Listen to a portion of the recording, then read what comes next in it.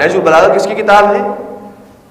سید رضی کی، جو شیعہ عالم دین ہے۔ شیعہ عالم دین نے کتاب لکھی تھی نہج البلاغہ، اس کے اوپر جب شرح لکھی تو کس نے لکھی؟ سنی عالم دین نے، ابن ابی الحدید المعتزلی۔ یہ ماحول تھا ایک زمانے میں، شیعہ کتاب لکھے تو سنی شرح لکھتے تھے، سنی کتاب لکھے تو شرح شیعہ لکھا کرتے تھے۔ تو یہ اگر اس طرح سے معاملات چلیں گے تو پھر بہت سارے معاملات حل ہو سکیں گے، ورنہ انتہا پسندی آ جائے، ایک دوسرے کو برداشت نہ کرنا اور تحمل نہ ہونا، تو پھر انسان دعوت فکر نہیں دے سکتا۔ انہوں نے اس کتاب کے اندر اس بات کو ذکر کیا ہے کہ میں نے ایک مرتبہ اپنے استاد سے سوال کیا کہ جناب سیدہ اگر دے دیتی فدق تو کیا فرق پڑ جاتا؟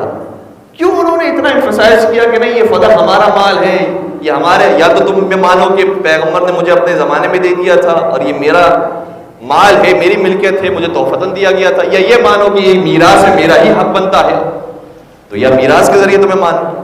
اور پھر اس کے اوپر خطبہ بیان کیا کہ میراث ملی ہے ایک نبی کو دوسرے نبی سے، یہ ساری تفصیلات بیان کی۔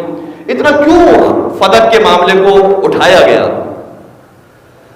تو کہتے میرے استاد نے جواب دیا اگر فاطمہ چاہتی تو یہ فدق دے دیتی اور فدق دے سکتی تھی، لیکن اس لیے نہیں دیا تاکہ یہ ثابت کر دیں کہ جو فدق کو نہیں دے سکتا کیسے ممکن ہے کہ وہ پھر خلافت کو اس کے اہل تک پہنچا سکے۔ اور کہا کہ اگر وہ شخص فدق کو واپس کر دیتا تو فاطمہ اگلے دن ضرور جا کے سوال کرتی کہ جس ممبر پر تو بیٹھا ہے کیا وہ تیرا ممبر ہے؟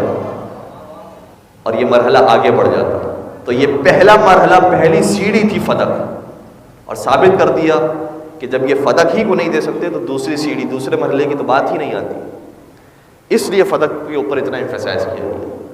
تو اہل بیت کا گھرانہ بہت دینے والا گھرانہ تھا، لیکن معاملہ یہاں پر الہی معاملہ تھا، رہبری کا معاملہ تھا، پیغمبر کے بعد کون خلیفہ رسول ہوگا اس مسند کا معاملہ تھا۔ اس لیے جناب سیدہ فدق کے معاملے کے اوپر ایک قدم بھی پیچھے نہیں اٹھے۔